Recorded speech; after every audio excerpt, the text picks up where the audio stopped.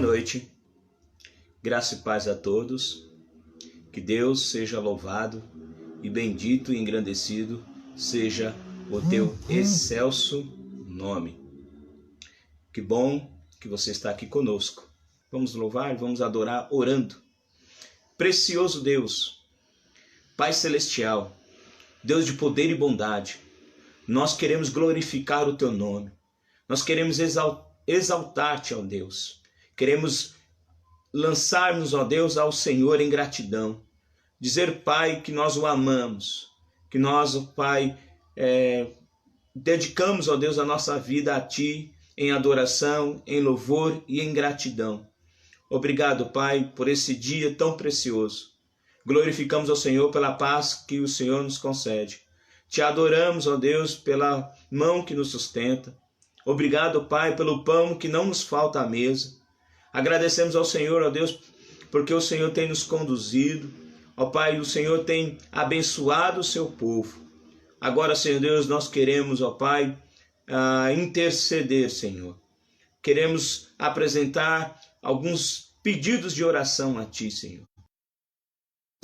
Primeiramente, agradecer, ó Pai, também pela vida da irmã Natália, Senhor Deus, a filha da irmã Edmara, do irmão Marcos, que está celebrando mais um ano de vida. Muito obrigado, Senhor, por nós iniciarmos, ó Deus, essa semana com mais um aniversariante. Deus seja louvado. Queremos agradecer por este povo que nos ouve e que nos assiste. Que essa transmissão ela possa alcançar lugares, ó Deus, remotos, lugares, ó Deus, que nós não imaginávamos que poderia chegar e estará chegando pela Tua misericórdia e pela Tua bondade. Venha nos conduzir, ó Deus. Espírito Santo, toma-nos, ó Pai, em Suas mãos. Que a exposição da Sua palavra, que a explicação da Sua palavra possa, Senhor Deus, chegar, ó Deus, e que o Senhor, ó Espírito Santo, possa, Senhor Deus, estar elucidando, esclarecendo, Senhor Deus, a mente e o coração dos Teus filhos ao ouvir e estudar a Sua palavra. Fica conosco, Pai. É o que Te rogamos nesta noite e lhe agradecemos, no precioso nome de Jesus. Amém. Glória a Deus, queridos. Eu queria hoje à noite, essa noite aqui tão gostosa, temperatura agradável, nós estamos no outono, 5 de abril de 2020. Está uma temperatura muito agradável, uma noite, tem uma lua lá fora, bem gostosa. A irmã Marli também está conosco, a irmã Marli está conosco aí também. Dá um abraço aí no seu filho, no esposo, tá? Chegamos aí então ao número de 50 conectados. Glória a Deus por isso. Continua compartilhando. Então eu quero trazer uma palavra ao coração dos irmãos. O tema é a oferta da viúva pobre. A oferta da viúva pobre. Queria convidar você a abrir a sua Bíblia comigo no texto de Marcos, capítulo 12, versículo 41 ao versículo 44. Esses 3 versículos. Vamos acompanhar? Então, Evangelho de Marcos, capítulo 12, versículo 41 ao versículo 44. O texto, então, está assim escrito. Jesus sentou-se em frente do lugar onde eram colocados as contribuições e observava a multidão colocando dinheiro nas caixas de ofertas. Muitos ricos lançavam ali grandes quantias. Então, uma viúva pobre chegou-se e colocou 2 pequeninas moedas de cobre, de muito pouco valor. Chamando a si os seus discípulos, Jesus declarou: afirmo-lhes que esta viúva pobre colocou na caixa de ofertas mais do que todos os outros. Todos deram, mas ela, na sua pobreza ou da sua pobreza, deu tudo o que pôde. para viver. Ou deu tudo que ela tinha para o seu sustento. Amém, queridos? Eu queria então com vocês ver o que Deus tem para nós nesse texto.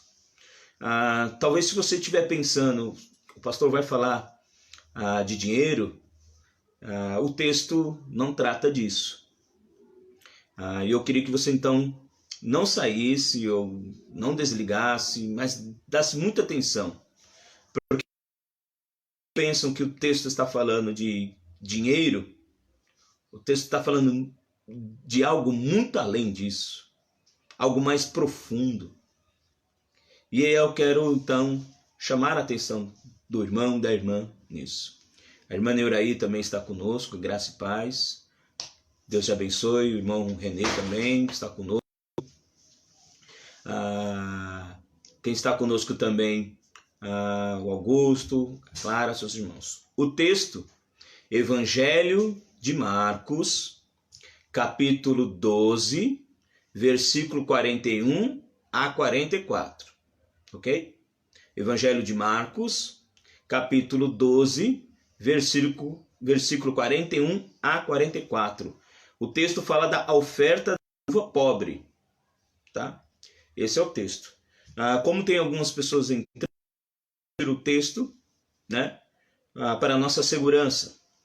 Jesus sentou-se em frente do lugar onde eram colocadas as contribuições e observava nas caixas de ofertas. Muitos ricos lançavam ali grandes quantias. Então, uma viúva pobre chegou-se e colocou 2 pequeninas moedas de cobre, de muito pouco valor.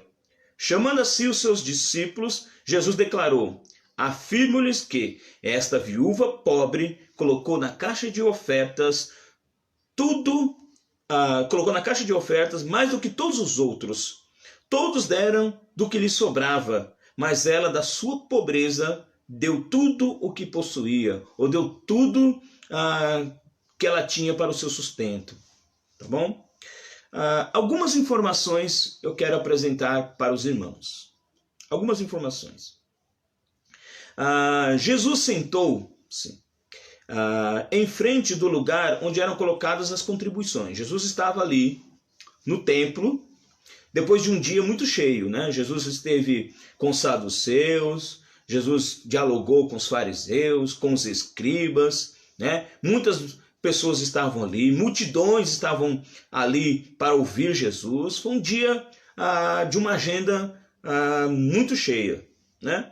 Num determinado momento, Jesus ali no templo, ele assentou-se próximo desse lugar onde se fazia as contribuições, né? Onde se depositava as ofertas, ali no gasofilácio, né? na caixa onde ficava o aspecto da coleta, né? Da coleta do templo. Jesus estava ali sentado e observando, né? A multidão colocando dinheiro nas caixas. Uma observação aqui.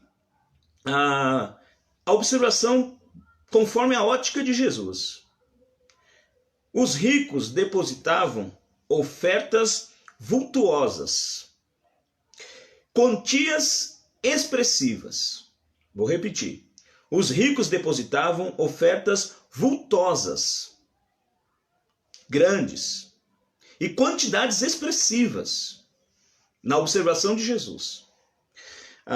Ainda na observação de Jesus, uma viúva pobre também se aproximou para entregar uma oferta. Mas a oferta dela era diferente dos ricos, que ofertavam com uma quantia expressiva, uma volumosa. Ela ofertou 2 pequeninas moedas, né? E depositou ali no gasofilácio, no lugar da coleta.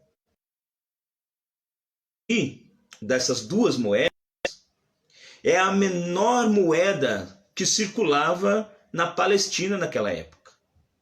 2 daquelas moedas formavam o quadrante. Significa a menor moeda de cobre romana. Aquelas 2 moedas dela formavam um quadrante, que era a menor moeda de cobre romana naquela época. 74 quadrantes se equivale então a 128 moedas pequenas, que se equivalia a um denário, né, que era um salário de um trabalhador comum de um dia. Então, para que ela pudesse ter em suas mãos um salário de um dia só de salário, ela teria que ter na mão 128 moedas de um dia de trabalho. O valor de um salário de um trabalhador comum daquela época era um valor de 128 moedas que ela tinha. E ela só tinha duas, para você ver o tamanho do valor que ela ofertou.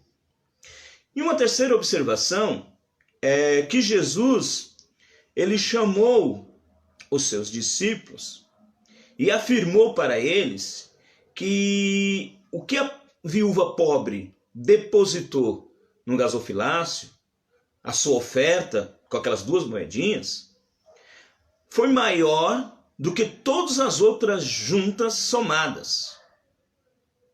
Muito maior valor. Porque todos deram daquilo que sobrava, enquanto ela, da sua pobreza, deu tudo o que possuía. Foram essas três observações de Jesus no texto.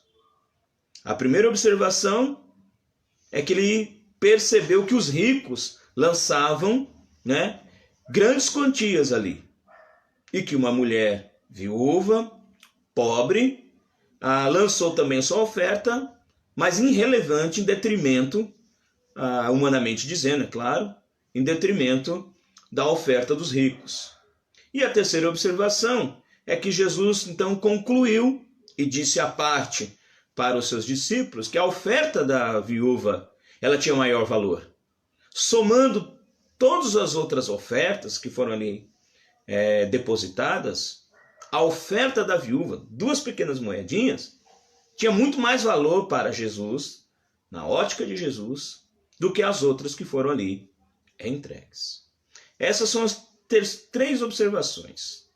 Queridos, fica claro aqui que o propósito de Jesus estar ali sentado observando não era a quantidade ali depositada. O que Jesus estava observando não era o quanto as pessoas estavam ali depositando, o quanto as pessoas estavam ali ofertando. Não era a quantidade, não era o tamanho do valor que está ali sendo depositado. Muito pelo contrário.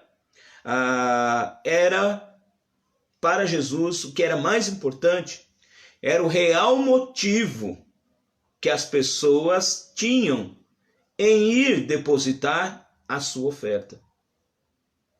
O que o Senhor estava observando, qual é o real motivo delas irem até lá e depositar a sua oferta?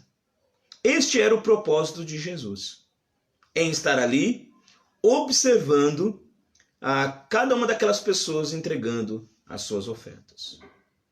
Então, por essa razão que ele diz para os seus discípulos, esta mulher viúva, pobre, somando as ofertas, a oferta dela tem maior valor. E aqui eu vejo que o Senhor Jesus observou e avaliou que essa disponibilidade dela ofertar evidenciou para nós qual foi o real motivo que levou aquela viúva a poder ofertar as duas pequenas moedas, que era mais nobre a oferta dela, mais digna, mais respeitável, mais admirável do que qualquer outro rico que o fez naquele dia. Vou repetir. Jesus observou e ficou evidenciado para ele que o real motivo que levou a viúva pobre a ofertar a sua oferta, aquelas duas pequenas moedas, era mais nobre, mais digno, mais respeitável, admirável do que qualquer outro rico que fez naquele momento. A oferta dela. Mas não a quantia em si. Porque o que Jesus estava observando não era a quantia. Não era o quanto ali se entrava. O que Jesus estava observando era o real motivo do coração daquelas pessoas em levar a oferta. Para o Senhor Jesus, o que importava era isso, não a quantia. Por essa razão que eu iniciei dizendo que o texto não trata de dinheiro. O texto trata de um coração sincero. A oferta da viúva pobre. O texto não trata de dinheiro. O texto trata de um coração sincero no ofertar.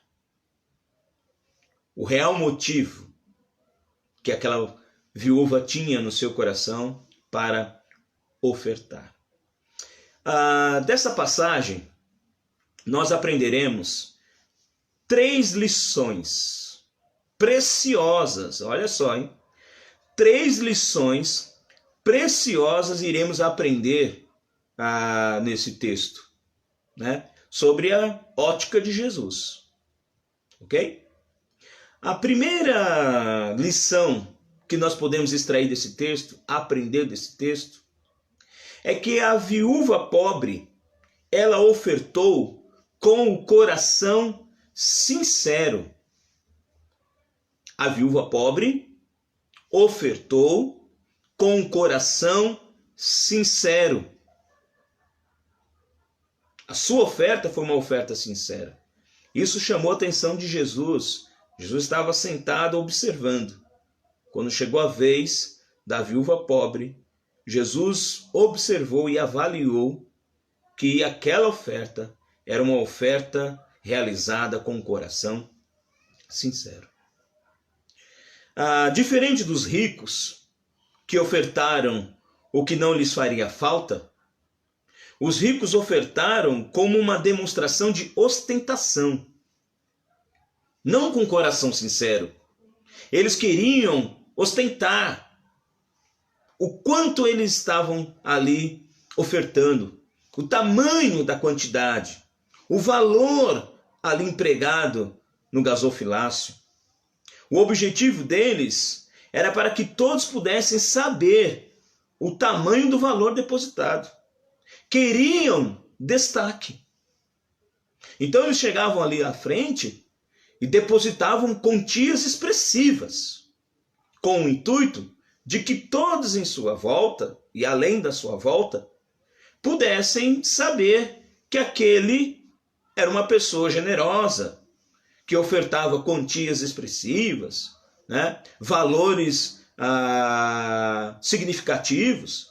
Então o objetivo de levar a oferta não era um coração sincero, não era um coração que queria agradar a Deus, que queria louvar a Deus, que queria bendizer a Deus.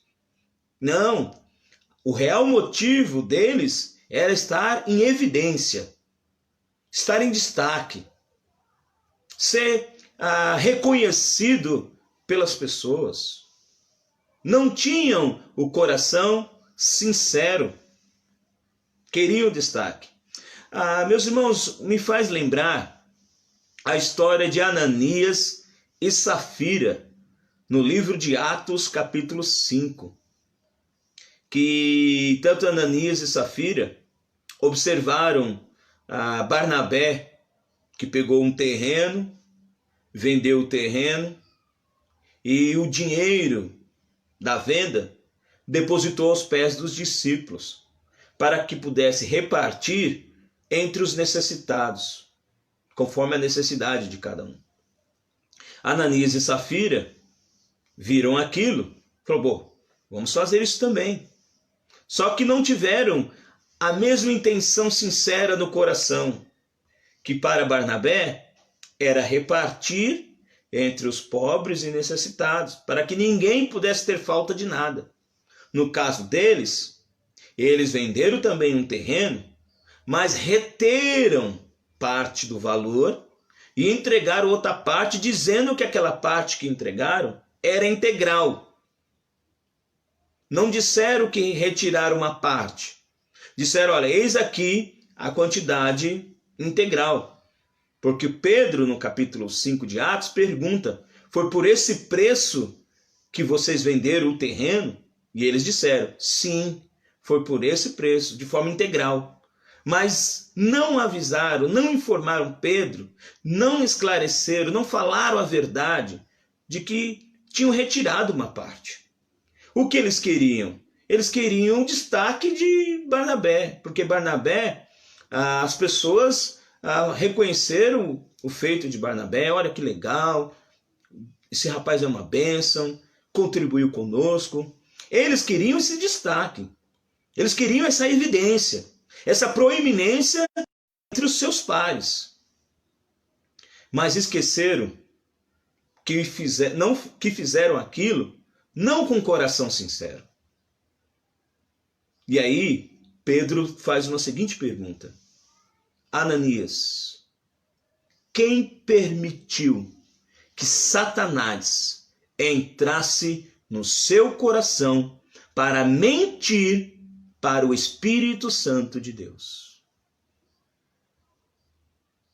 E, portanto, o resultado é que Ananias morreu. Semelhantemente, Safira, sua esposa. Pedro também perguntou, foi por esse preço que você e o seu marido venderam o terreno? E ela disse, sim, foi por esse preço. Quem foi que permitiu Satanás entrar no seu coração a ponto de mentir para o Espírito Santo de Deus? E Safira também caiu e morreu. O coração sincero. O que estava ali sobre a ótica de Jesus, sobre o olhar de Jesus, sobre a observação de Jesus, era um coração sincero. Muitas pessoas entraram ali e depositaram. Depositaram valores expressivos, significativos, quantias altas. De repente entra essa mulher com 2 pequenas moedas sem valor algum e deposita. Jesus olha para os discípulos, chama-os à parte para si e diz, esta viúva pobre, a oferta dela tem muito mais valor do que todas as outras. Porque todo mundo aqui deu daquilo que sobrava. E ela deu tudo que tinha para o seu sustento. O que Jesus está declarando é que os que deram daquilo que sobrava, não deram com o coração sincero. Eles queriam destaque, queriam evidência, proeminência. Ela não. O único motivo pelo qual a levou a dar aquela oferta foi porque ela tinha um coração sincero. Um coração sincero. Que possamos pensar nisso.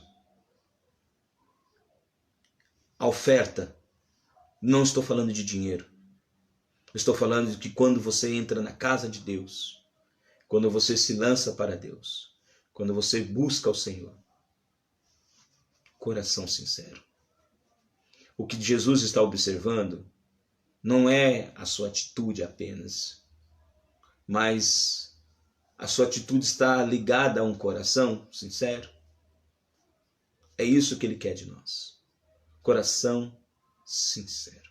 Corações sinceros. Amém, querido? Essa é a primeira lição. A segunda lição que nós encontramos no texto é que a viúva pobre, ela não se contaminou com a autocomiseração. Vou repetir. A viúva pobre não se contaminou com a alta comiseração. Ou seja, ela não tinha dó dela, pena da situação dela. Coitadinha de mim, meu Deus, o que será de mim? Ela não tinha isso, ela não se contaminou com essa autocomiseração, pena dos seus próprios problemas, sabe? A dó da sua própria dificuldade. Ela era pobre, viúva, apenas 2 moedas, era tudo que ela tinha, e ela não ficou com autocomiseração. coitada de mim. E agora? Ó céus, ó vida, ó o que será? Ela não ficou se lamentando, com pena dela, com dó dela. Pelo contrário, ela foi até o templo e levou as duas. Segunda lição aqui, que ela nos ensina, ou que nos ensina o texto, na ótica de Jesus, a viúva pobre ela não se contaminou, porque a autocomiseração é contagiosa. O excesso, né, da pena de si mesmo. Coitado, coitada de mim. E agora? Ninguém está vendo a minha situação. Olha como eu estou. Olha como eu vivo. Cuidado com a autocomiseração. Cuidado. Ela entrou no templo não contaminada com a autocomiseração. A viúva, para a qual ninguém lhe dava atenção, não lhe dava nenhuma importância, a palavra aqui, pobre, no texto grego, no original, é usada para designar o indigente. Olha para você ver. A palavra pobre do texto, no original, ela é usada para designar um indigente, para que possa fazer a distinção de um camponês comum. Porque um camponês comum também era pobre, mas tinha de alguma forma recurso para se sustentar. O indigente não. O indigente é aquela pessoa que não possui condições financeiras para suprir ou satisfazer as suas próprias necessidades. Em outras palavras, é um miserável. A viúva pobre era uma indigente. Não tinha condições alguma financeira para suprir ou satisfazer as suas necessidades. Ainda assim, ela não teve autocomiseração. Mesmo sendo pobre, indigente, não tendo condições nem recursos financeiros para cuidar, para satisfazer, suprir as suas necessidades mais básicas, ainda assim ela não teve autocomiseração. Ela não se lamentou. Ela não ficou murmurando. Ela não ficou com dó de si. Ela não ficou com pena da sua situação. Pelo contrário, ela foi até o templo com coração sincero e entregou tudo o que ela tinha, que era 2 pequenas moedas, que não tinha valor alguma, humanamente dizendo. Um coração sincero. A percepção de não ter, ou de não se entregar, não se permitir a autocomiseração. Quando nós falamos de autocomiseração, me faz pensar de 3 personagens. O primeiro personagem é o Moisés. Moisés em Êxodo, capítulo 3. Deus, então, ouviu o clamor, a súplica do seu povo, e escolhe, então, Moisés para libertar o povo. Lá no capítulo 3, diálogo com Moisés, Moisés com Deus, Moisés diz o seguinte: quem sou eu para apresentar-me a Faraó e tirar os israelitas do Egito? Quem sou eu, Senhor? Deus, o Todo-Poderoso, falando com Moisés, Moisés ouvindo a voz de Deus, olhando a sarça se queimando ali, mas sem vestígio algum, ardendo, mas não se queimava.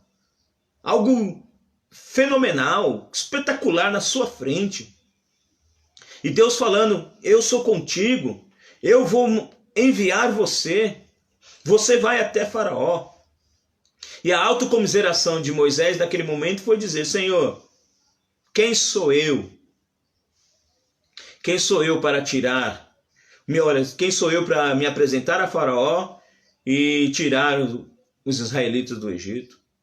Deus continua o diálogo, dizendo: Moisés, eu sou contigo, eu vou fazer maravilhas e sinais através de você, toma o seu cajado e tal. E aí no capítulo 4, verso 10, nesse diálogo com Moisés com Deus, disse porém Moisés: Senhor, nunca tive facilidade para falar, nem no passado, nem agora que falaste ao teu servo. Não consigo falar bem. Ainda Deus mostrando os seus milagres, suas maravilhas, o poder, ele diz: Senhor, eu não consigo falar, eu não falo bem. Nem tentou. É a autocomiseração, não pega a oportunidade, acha sempre que não tem condições, que não vai dar certo, que não tem o perfil, que aquilo é para outra pessoa, quem sou eu para fazer isso? Deus estava falando com Moisés. E aí no versículo 13, ainda no diálogo, Deus tendo paciência para conversar com Moisés, Moisés responde lá no capítulo 4, 13 de Êxodo: Senhor, peço-te que envies outra pessoa. Envie outra pessoa, Senhor. Eu não. Envie outra pessoa. Eu não sei falar. Quem sou eu? Autocomiseração. Um outro personagem que tem autocomiseração é Gideão. Gideão, lá em Juízes, capítulo 6, verso 14, verso 15. Deus se apresenta através de um anjo. O Senhor se voltou para ele e disse: com a força que você tem, Gideão, vai libertar Israel das mãos de Midian. Não sou eu quem o está te enviando? Vá, Gideão, eu estou enviando você. Serei contigo, a minha mão estará contigo. O Deus poderoso será com você. E Gideão responde: Senhor, como posso libertar Israel? O meu clã, ou a minha tribo, a minha família, eu, dentro do meu clã, eu sou o menor, o menos importante. Eu sou o menor da minha família. Manda outro, Senhor. Autocomiseração. Quem sou eu? Sou o menor da minha família. Sou o menos importante. Manda aquele, manda aquela. Eu não, Senhor. Autocomiseração. Um outro personagem de autocomiseração é Jeremias, o profeta. Lá no livro de Jeremias, capítulo 1, versículo 6, Deus fala através da palavra a Jeremias, dizendo que desde o ventre da sua mãe, Deus chamou Jeremias para o ministério profético. Resposta de Jeremias: eu não sei falar, pois ainda sou muito jovem. Não sei falar, ainda sou muito jovem. Olha, Senhor, olha aquele ali. Aquele fala bem, aquele outro é mais inteligente, aquele outro tem mais condições, aquela outra é mais desinibida, é mais alegre, tem mais recursos, né? É mais intelectual. Eu não, coitado de mim, coitada de mim. Tenha dó, veja como eu sou pequeno, como eu sou coitadinha. Não, meu irmão, minha irmã, nós não somos coitados. Cuidado com a autocomiseração.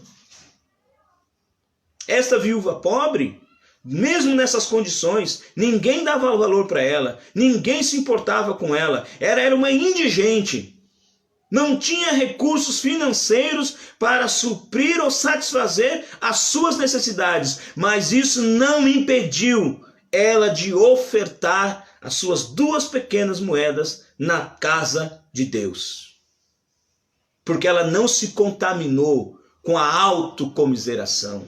Cuidado, a autocomiseração pega, é contagiosa. Não impediu ela de fazer isso. Ah, pastor, mas eu não sei falar, ou eu não sei fazer, eu tenho dificuldades com isso, eu tenho dificuldades com aquilo. Eu vou falar bem pertinho. Não quero que você se ofenda comigo não, tá bom? Meu falecido pai, quando eu era adolescente, meu pai pedia para mim eu fazer alguma coisa, né? Ô filho, faz tal coisa, vai ali, compra tal coisa no mercado. Eu sempre inventava desculpa, né? Sempre falava, não pai, eu não sei fazer, eu não, né, não lido bem com essas coisas. Até que um dia meu pai falou, filho, ninguém nasce filho de burro. Nós somos seres que evoluem, que crescem, que aprendem. Ninguém nasceu filho de burro. Meu pai falou isso para mim. Em outras palavras, mais rebuscadas, cuidado com a autocomiseração.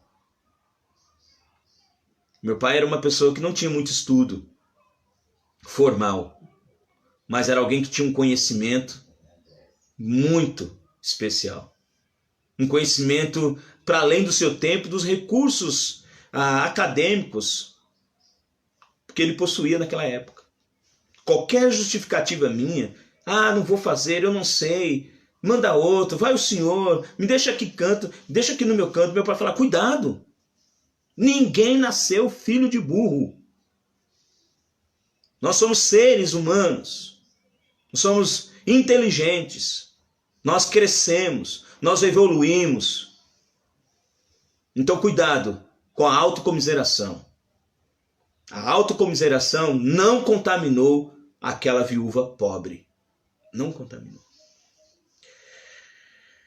Uma terceira lição e última que nós encontramos aqui no texto é que a viúva pobre não permitiu que a circunstância impedisse ela de ofertar. A viúva pobre não permitiu que as circunstâncias a impedisse de ofertar. As viúvas naquela época eram oprimidas, desvalorizadas, eram esquecidas. Essa era a circunstância. E essa circunstância não impediu ela de ir lá e ofertar. Você pode ver essa questão das viúvas no capítulo 12 de Marcos, versículo 40. Olha o que diz lá, Marcos, capítulo 12, versículo 40. Eles devoram as casas das viúvas e para disfarçar fazem longas orações. Esses receberão a condenação mais severa. Eles devoravam as casas das viúvas, escribas, fariseus, devoravam, tiravam tudo das viúvas, tiravam até o que não tinha. Elas eram oprimidas, esquecidas, desvalorizadas. Mas essas circunstâncias não impediram ela de ir ao templo ofertar. Não permita, meu irmão, que as circunstâncias da sua vida impeçam você de servir a Deus, impeçam você de adorar a Deus, impeçam você de buscar, de glorificar a Deus. As circunstâncias não podem nos impedir. Não podem, não tem essa capacidade, esse poder. Ela levou para aquele gasofilácio, depositou naquela caixinha de coleta o valor mais insignificante, humanamente dizendo. Que eram 2 moedinhas que não tinham valor algum.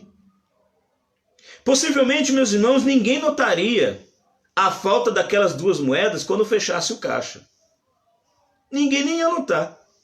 Tanto fazia moeda ou não, na soma total, não faria nenhuma diferença. Aquelas 2 pequenas moedas, humanamente dizendo, eram irrelevantes, sem importância. Mas, humanamente dizendo, não tinha importância alguma. Mas Jesus estava ali sentado, lembra? Jesus estava observando. Humanamente dizendo, não tinha valor algum aquelas 2 pequenas moedas. Mas para Jesus, que estava ali sentado, observando, a atitude dela, o comportamento dela, baseado num coração sincero, numa pessoa que não permite que a autocomiseração a contamine e que a circunstância não são capazes de impedi-la a ofertar, Jesus disse para os discípulos, está vendo? Esta mulher, essa viúva, pobre, a oferta dela tem maior valor do que a de qualquer outra aqui, ou de todas elas juntas. Tem um texto que me faz lembrar da viúva persistente. Lá em Lucas capítulo 18, verso 2 e 3, diz que o juiz daquela cidade, que julgava as causas daquela cidade, era um juiz que não temia Deus. Ele não tinha comprometimento com Deus. Ele não tinha temor algum. Mas aquela viúva, ela o importunava continuamente. Ao ponto dele dizer, olha, é melhor eu ser favorável a ela, porque senão ela vai me importunar o tempo todo. O que me faz pensar isso? Qual era a circunstância ali dessa viúva persistente? A circunstância que poderia impedi-la de ir até ele e buscar o favor é que ele não temia Deus. Então ele não estava nem se importando com a justiça. Para ele, justiça ou não justiça era a mesma coisa. Ele não temia Deus. Mas ela, usando essa circunstância não impediu de ela buscá-lo. Seja favorável à minha causa, julga a minha causa, continuamente. As circunstâncias, meus irmãos, não podem parar você. Não podem impedir você de avançar, de seguir, de buscar a Deus. Nós não devemos mais ter desculpas. Eu não busco Deus por isso. Eu não me acerto com Deus por assado. Eu não volto para Deus por N razões. Isso nada procede. Essas circunstâncias não podem impedir você de buscar a Deus. Essas circunstâncias da viúva pobre não a impediu de ofertar as suas 2 pequenas moedas. Ela tinha um coração sincero, ela não se contaminou com a autocomiseração e também não permitiu que as circunstâncias a impedisse de ofertar a Deus. Não impediu. E sabe por quê? Porque Jesus estava ali. Isso não passou desapercebido. Jesus estava sentado e observando. Você sabia que o Senhor Jesus nos observa? Ele está à destra de Deus e intercede por nós. O Espírito Santo habita em mim e habita em você. Do alto dos céus ele observa tudo, contempla todas as coisas. Ele sabe do nosso proceder, do nosso caminhar, do nosso deitar e levantar, do nosso agir, da nossa moral. O que é que tem nos impedido? É a falta de um coração sincero? É darmos mais lugar, mais espaço para a autocomiseração? É permitirmos que qualquer circunstância nos impeça de adorar a Deus, nos impeça de lançarmos a Deus, porque nós temos justificativa para tudo. Isso é verdade. Eu me incluo nisso. Todos nós, inclusive eu, nós encontramos justificativas para tudo. E com relação a Deus, nem se fala. é uma dor, é um cansaço, é uma dificuldade outra, é porque não foi possível. Quantas justificativas, quantas circunstâncias nos impedem de sermos adoradores por excelência, homens e mulheres de Deus, vivos, cheios do poder de Deus, cheios do Espírito Santo de Deus. Não é uma circunstância, seja lá qual for, que tem o poder de nos impedir. Não a impediu de ofertar. Foi ridicularizada? Foi desvalorizada? Não tinha importância para ninguém? Isso é verdade. Mas para Jesus, Jesus estava ali buscando talvez um coração adorador. Alguém que pudesse estar ali não porque tinha muita coisa para dar, mas porque tinha um coração a ofertar em primeiro lugar. Alguém que não se adapta a ficar tendo autocomiseração, mas alguém que, apesar das lutas, das dificuldades, continua firme e persistente na obra do Senhor, na fé em Deus. Pessoas que qualquer circunstância que se levanta é apenas um degrau para alcançar a vitória. Qualquer circunstância que se levanta é apenas um degrau para nós alcançarmos a vitória. A vitória estava ali, na pessoa de Jesus, observando. Jesus declarou então para os seus discípulos: a viúva pobre colocou na caixa de ofertas mais do que qualquer outra pessoa.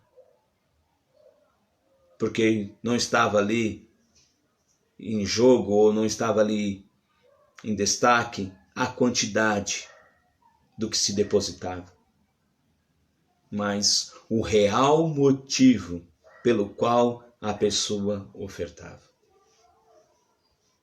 O real motivo dela, um coração sincero, não se permitia autocomiseração e nem que a circunstância pudesse a impedir de adorar a Deus. Isso é um coração, irmãos.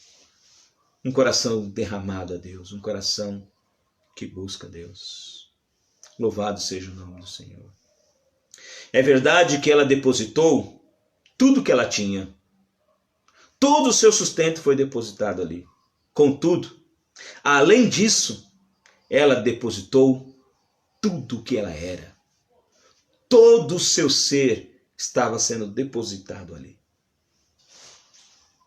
No meu ponto de vista, e sob a ótica de Jesus, esse era o real motivo que a levou a depositar as 2 pequenas moedas como oferta. Amém? Que você possa aprender, que você possa compreender que jamais esse texto falou de dinheiro. Esse texto está falando de um real motivo pelo qual nós o fazemos.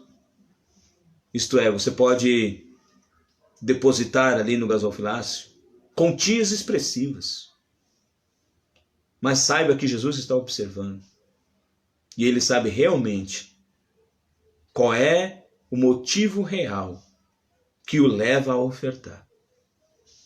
Então, quando você for fazer qualquer coisa, seja ofertar, seja tocar, seja cantar, seja fazer uso da palavra através da pregação, seja lecionar na escola dominical, num pequeno grupo, seja você liderar um ministério, tudo que você for realizar, seja para a glória de Deus. Quer comais, quer bebais.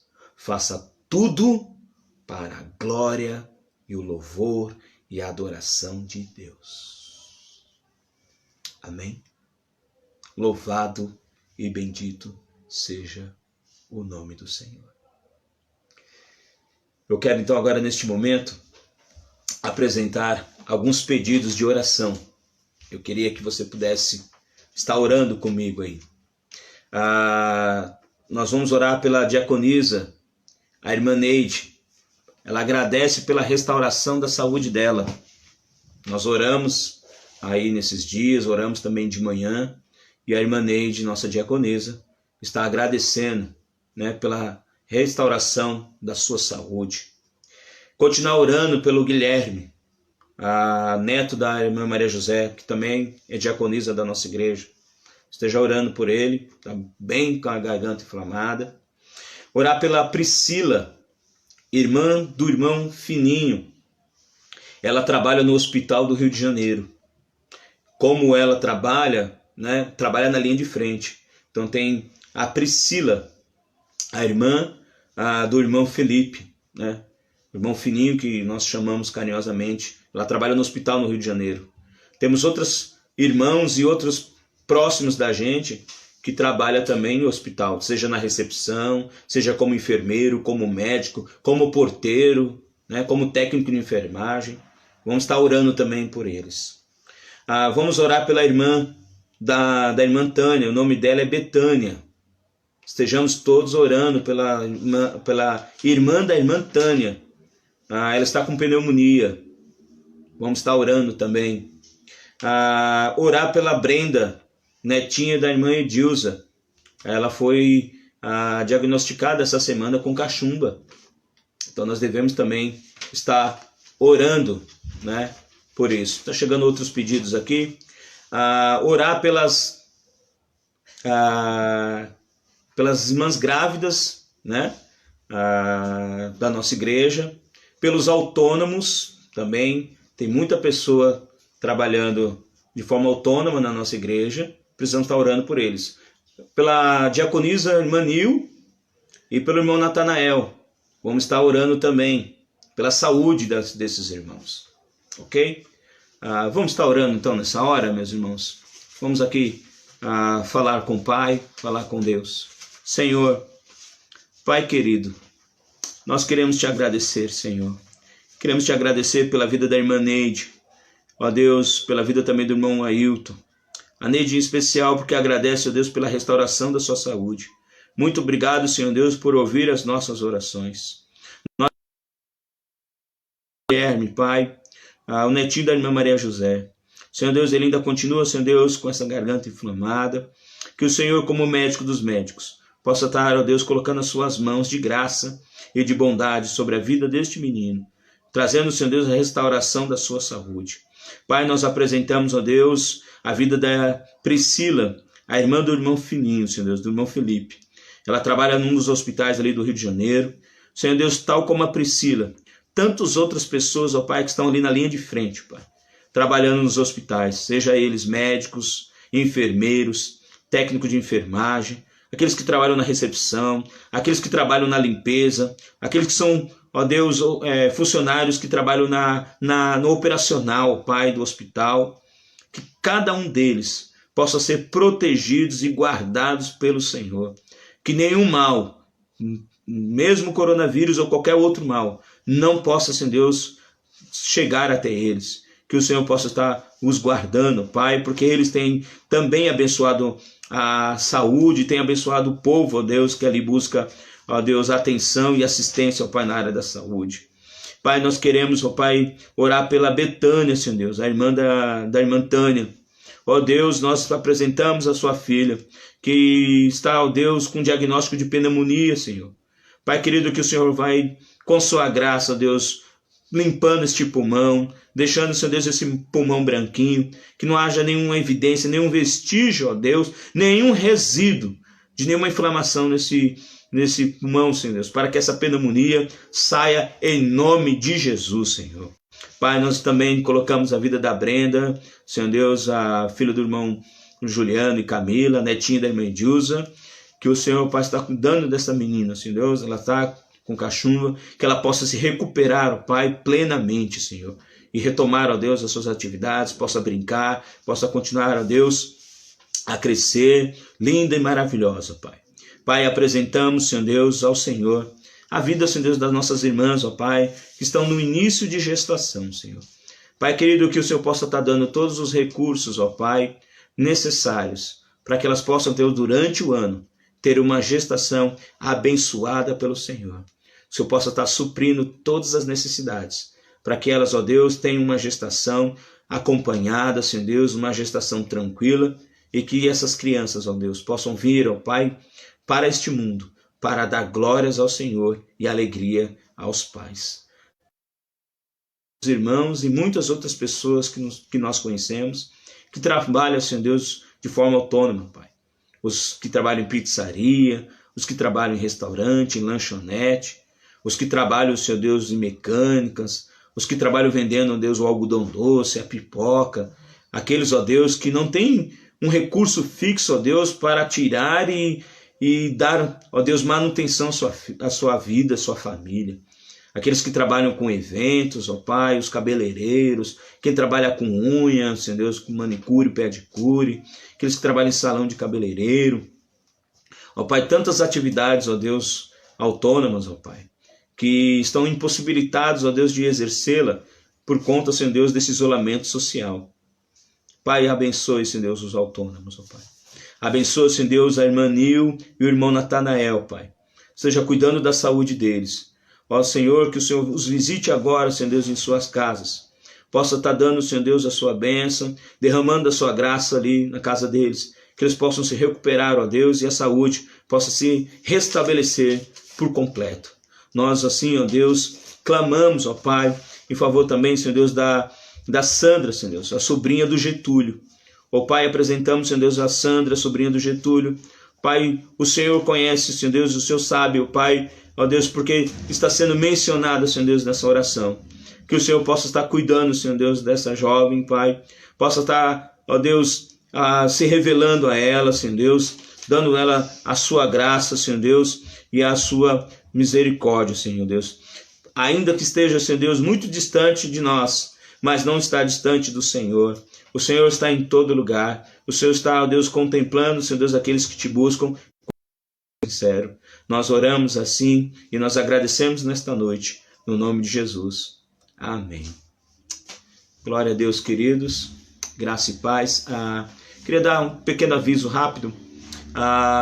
Terça-feira, dia 7, então termina-se a primeira quarentena que foi estabelecida pelo governo do estado de São Paulo, pelos municípios, bem como também seguindo a orientação da Secretaria Municipal de Saúde, dos órgãos, né, de saúde, Ministério da Saúde. Então, dia 7 encerra. Provavelmente, entre segunda e terça-feira, poderá-se ter, então, uma nova semana, uma nova quarentena, uma nova fase dessa quarentena. Talvez será prorrogado por mais algumas semanas. Então, talvez na segunda ou na terça isso deve acontecer. Eu gostaria que você acompanhasse. Por quê? Porque eu vou fazer um pronunciamento na terça-feira à noite, ou no máximo na quarta de manhã. Eu vou fazer um pronunciamento com relação ao culto da semana que virá, né? No caso, no dia 12. Então, eu vou dar esse pronunciamento aí na terça à noite ou na quarta de manhã para vocês. Então, eu queria que vocês estivessem atentos a isso, tá bom? Vamos dar a bênção apostólica juntos? Você aí na sua casa, eu daqui, né? Vamos dar a bênção apostólica. Todos nós juntos, tá bom? E que o grande amor de Deus Pai, que a graça salvadora de Cristo Jesus e as doces, inigualáveis consolações do seu Santo Espírito seja conosco hoje, seja conosco durante a semana e até a eternidade. E se você crê nisso, diga amém. Eu creio que assim seja. Um beijo em cada coração, um cheiro, que essa semana seja uma semana de vitória e uma semana de bênção em nome de Jesus.